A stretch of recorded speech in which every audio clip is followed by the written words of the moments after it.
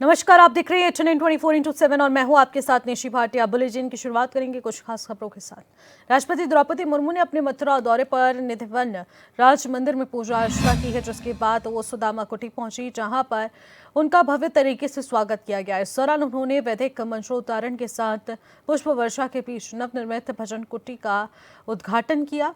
और आपको बता दें कि ये भजन कुटी भक्तों और संतों के लिए भक्ति, ध्यान और साधना का नया केंद्र बनेगा। वहीं उद्घाटन के बाद राष्ट्रपति ने संत समाज से आशीर्वाद लिया और वहां उपस्थित भक्तों से संवाद किया।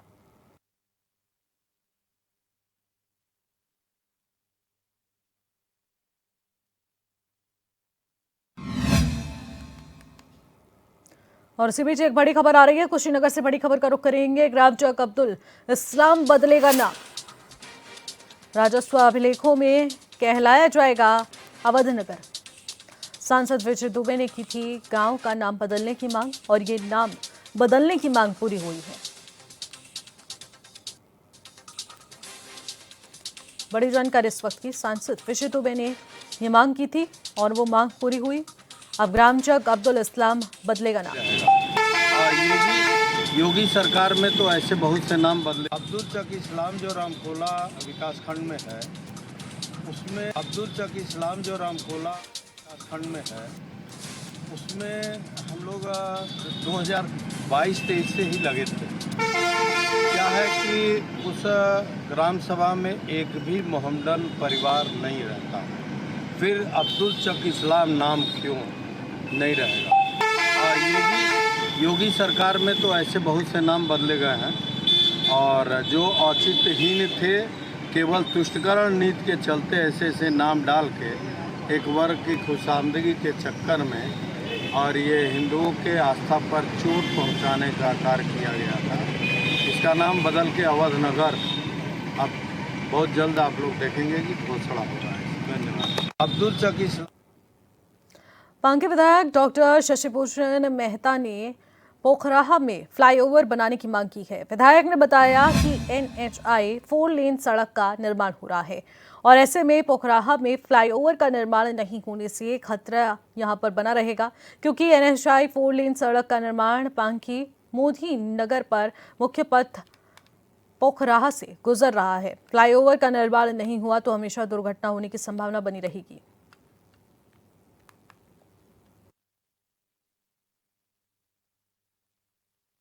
पोखराहा के पास जो NHI का क्रॉसिंग है, वह कि ये खतरे का है, कहिए कि यह क्रॉसिंग है।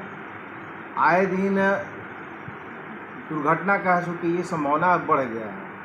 अब कल जो है, पहले हमने ऐसा देखा तो पूरी तरह से NHI का रोड को कंप्लीट करके ऐसे चालू करने की स्थिति में ऐसे ये ठेकेदार और प्रोजेक्ट मैनेजर है सो आ गया है। हमारी बात अभी प्रोजेक्ट मैनेजर सुधीर कुमार हुई जो ये आपका प्रोजेक्ट मैनेजर है NHI का, और उसमें हमने जानना चाहा कि आपका क्या प्लानिंग है। पहले प्लानिंग था कि आपका NHI के रोड पर आपका फ्लाईओवर बनेगा और पांकी या DLP रोड है, पांकी से डालते जाने वाले रोड को ये उसमें कोई ये डिस्टर्ब नहीं किया जाएगा। लेकिन अभी जो हम देख रहे हैं कि अभी इसका बनने का काम है, ये का फ्लाईओवर NHI पर, वो ऐसा समझ में नहीं आ रहा है।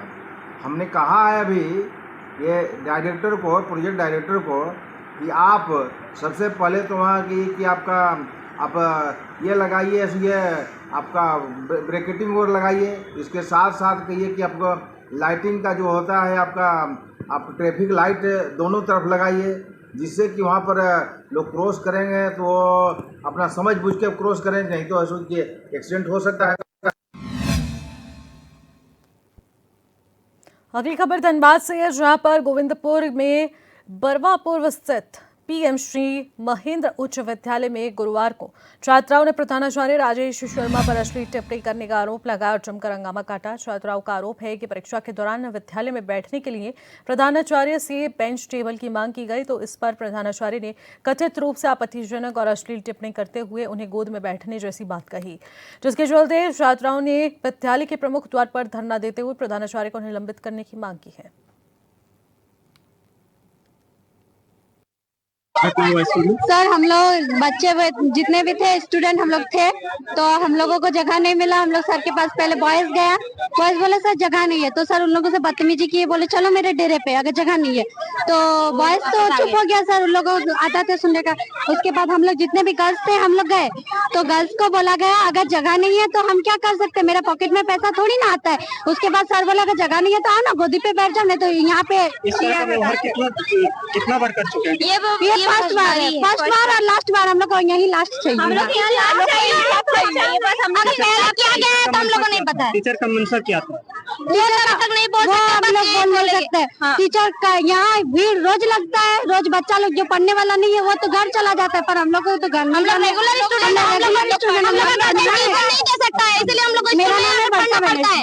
कौन सा है स्कूल? ये महेंद्र +2 हाई स्कूल।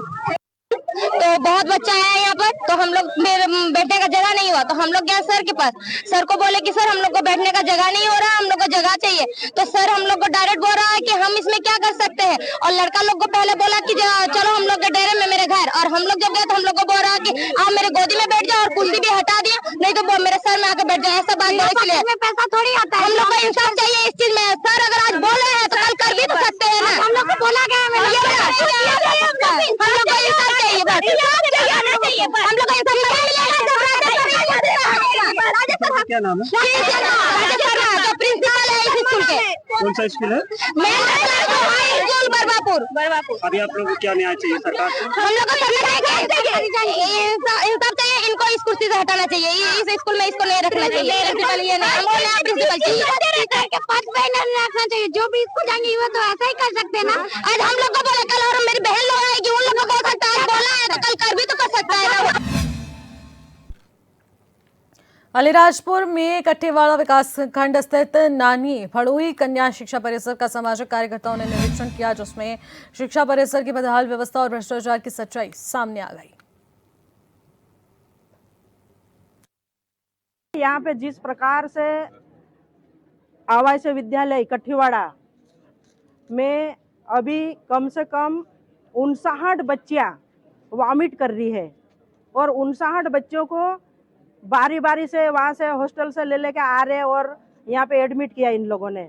एडमिट करने के बाद में हर बच्ची पूरी तरह से ऐसी उल्टी कर रही और ऐसी बेहोश हो ली। 4-5 लड़कियों को तो अभी मैंने हिला हिला के देखा, लेकिन आंखें खोलने को तैयार नहीं वो 5 लड़कियां तो। और खाने में इन्होंने मीनोनुसार खाना नहीं दिया, इन्होंने क्या दिया, वड़ी दे दी, इल्ली वाला खाना दे दिया, बिना साफ सफाई का खाना दे दिया, जिससे पूरे ये 59 बच्चों को जिस प्रकार से जो वॉमिट हो रही, फूड पॉइजन हो गया कुल मिला के। तो सब की सब यहाँ पे अभी एडमिट है, और जैसे ही मुझे खबर लगी मैं तत्काल पहुंची हूँ। पूरी 59 बच्चियाँ सब बाल्टियों में उल्टियाँ कर रही है। पूरी गंदीवाड़ा ने पूरा दुनिया भर का ये इकट्ठा हो लाए। कलेक्टर साहब को भी पूरी बात शायद प्रशासन ने अभी तक बताया नहीं। अभी जब मैंने फ़ोन किया तो साहब बोल रहे कि कहाँ पे हो गया, कहाँ पे हो गया। बीओ साहब को ये बताना चाहिए कि यहाँ पे ऐसी ऐसी घटना घट गई। सबसे पहले मैं ये मांग करती हूँ कि ये यहाँ का बीओ को भी हटाओ और यहाँ के जो वार्डन है उसको भी हटाओ। योगी सरकार में माध्यमिक शिक्षा राज्य मंत्री गुलाब देवी ने मौलाना करे इसहाक गोरी के विवादित फरमान पर भड़ास निकाली है, जिसमें उन्होंने मुस्लिम महिलाओं को गैर इस्लामी मेले में शामिल होने से रोकने की बात कही। वहीं मंत्री गुलाब देवी ने सीधे मौलाना पर हमला करते हुए कहा कि यह बयान महिलाओं के प्रति तुच्छ मानसिकता का प्रमाण है। आपने बताई है, ये बहुत ही संकुचित और सीमित मानसिकता का प्रतीक है। हमारे यहाँ पर गणेश चौथ का मेला लगता है चंदोसी में। यहाँ पर सभी धर्मों का समन्वय रहता है। सबसे ज्यादा महिलाएं खरीदारी यहाँ पर मुस्लिम महिलाएं करती हैं। किसी प्रकार का कोई भी प्रतिबंध नहीं है महिलाओं पर, और ना होना चाहिए, क्योंकि जब हम यहाँ रह रहे हैं, अच्छा मेलाओं पे जाने पे प्रतिबंध लगा रहे हैं। हमारे प्रधानमंत्री जी 80 करोड़ लोगों के लिए अन्न का वितरण कर रहे हैं, उसमें लेने में प्रतिबंध नहीं लगा रहे। उसमें लगाना चाहिए, जो सुविधाएं सरकार की मिल रही है उनमें प्रतिबंध लगाना चाहिए। इस तरह से प्रतिबंध लगे, ये खोखली मानसिकता है। और ऐसे लोगों के लिए मैं तो कहूँगी दिवालियापन है जो इस तरीके की बातें करते हैं। सरकार की सुविधाएं लेने के लिए सबसे आगे रहेंगे, और जहाँ कोई मामला आएगा कि मेले में मत जाना, कि ये मत करना, वो मत करना, ये सब मानसिक मानसिक तुच्छता की बातें हैं, मानसिक संकीर्णता की बातें हैं, जो उनको भारत में रह के जहाँ पे रह रहे हैं, जहाँ पल रहे हैं, जहाँ अपना बिजनेस कर रहे हैं, आगे बढ़ रहे हैं, बच्चों को आगे बढ़ा रहे हैं, और उस देश के प्रति इस प्रकार की भावनाएं रखना बहुत ही गलत है, जितनी निंदा। कानपुर में कारोबारी से वसूली और लूट के आरोपों के चलते महाराजपुर थाने में तैनात 7 पुलिसकर्मियों को लाइन हाजिर कर दिया गया। डीसीपी ईस्ट सत्यजीत गुप्ता ने एसीपी कैंट आकांक्षा पांडे की जांच रिपोर्ट के आधार पर यह कार्रवाई की है। जांच पूरी होने के बाद आरोपियों पर विभागीय कार्रवाई भी की जाएगी। कारोबारी शिलू यादव ने आरोप लगाया था कि महाराजपुर थाने में तैनात पुलिसकर्मी ने उनसे 24,000 रुपए जबरन वसूले हैं।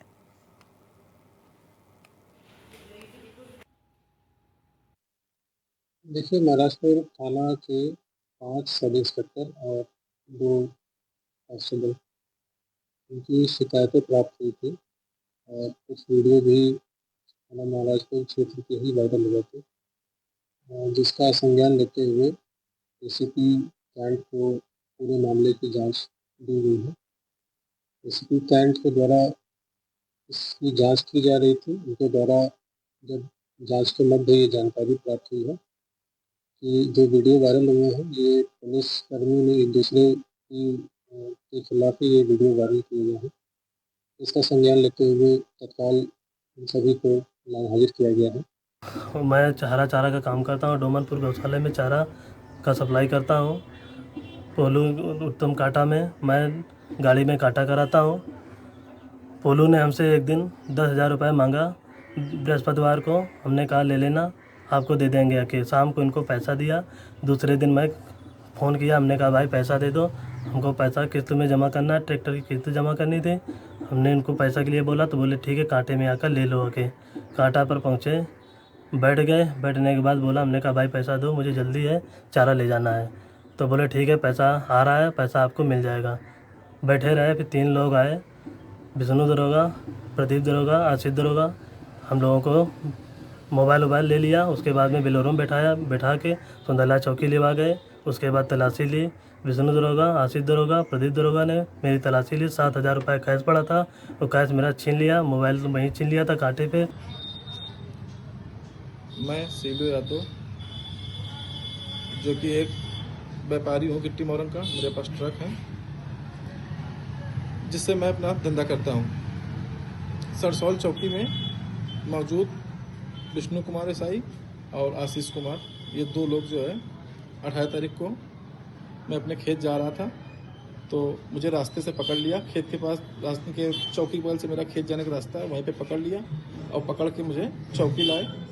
मारते हुए 2 घंटे हमको बिठा रखा वहाँ पे और कहने लगे कि 2 लाख रुपये दो, नहीं तो तुम्हें कट्टा लगा के जेल भेज दूंगा। तो हमने कहा सर हमारे पास पैसे नहीं है इतने, हम कहाँ से देंगे। कहने मुझे पता है कि तेरे पास ट्रक चलते हैं, तू मोरंग गिट्टी बहुत बड़ा व्यापारी है और तू खनन करता है, ये करता है, वो करता है। इस तरीके से बहुत से इल्ज़ाम हम पे लगाते रहे और बहुत गालियाँ बकते रहे, मारते भी रहे टाइम से हमको।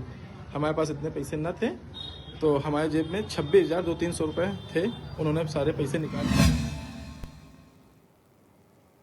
खबरों में आगे बढ़ते हैं। जौनपुर कलेक्ट्रेट में अधिवक्ताओं ने उपजिलाधिकारी सदर संत कबीर सिंह के खिलाफ विरोध प्रदर्शन किया है। मामला है कि अधिवक्ता संतोष तिवारी का बाद 11 सितंबर को मुकदमा दाखिल हुआ, 16 को पंजीकृत किया गया और 17 को बिना सुनवाई के निरस्त कर दिया गया। इसे पक्षपातपूर्ण बताते हुए समिति ने जिलाधिकारी को ज्ञापन सौंपा और न्यायिक कार्यों का बहिष्कार किया। मामला यह है कि इनके कोर्ट का बाइकाट हमारे ख्याल से महीनों से चल रहा है। ये मुकदमे में मनमाना करते हैं। जैसे 38(2) एक है पत्रावली होती है, धारा 38(2) की, उसमें आदेश भी नहीं करते, कहते हैं लॉन्ग एंट्री है। जबकि लॉन्ग एंट्री है तो इनके कर्मचारी के द्वारा ही गलत किया गया है। इनको यह दुरुस्त करें, किसान आगे दुरुस्त करेगा, किसान नहीं दुरुस्त करेगा ना। इनके कर्मचारी गलती किया है तो ये जिम्मेदार होते हैं और ये अपनी जिम्मेदारी का से भाग रहे हैं, काम नहीं करना चाहते। मामला यह है कि इनके कोर्ट का बाइकाट हमारे ख्याल से महीनों से चल रहा है। ये मुकदमे में मनमाना करते हैं। जैसे 38(2) एक है पत्रावली होती है, धारा 38(2) की, उसमें आदेश भी नहीं करते, कहते हैं लॉन्ग एंट्री है, जबकि लॉन्ग एंट्री है तो इनके कर्मचारी के द्वारा ही गलत किया गया है। इनको यह दुरुस्त करें, किसान आगे दुरुस्त करेगा, किसान नहीं दुरुस्त करेगा ना। इनके कर्मचारी गलती किया है तो ये जिम्मेदार होते हैं और ये अपनी जिम्मेदारी से भाग रहे हैं।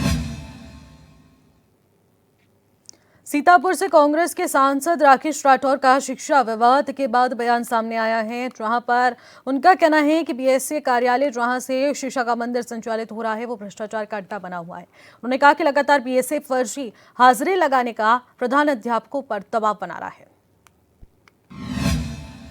बेहद ही अशोभनीय घटना है और निंदनीय है, लेकिन उसके साथ साथ उस घटना के पीछे भी जाने की ज़रूरत है। किन कारणों से एक शिक्षक इतना आक्रोशित हो जाता है कि वो सीसीटीवी के सामने, प्रत्येक अध्यापक को पता है, प्रत्येक शिक्षक को पता है, बीएसए कार्यालय के प्रत्येक कर्मचारी को पता है कि वहाँ सीसीटीवी लगा है, और सीसीटीवी के सामने अगर कोई आक्रोशित होकर इस तरीके की घटना कर बैठा तो उसके पीछे के कारणों को भी जानने की ज़रूरत है।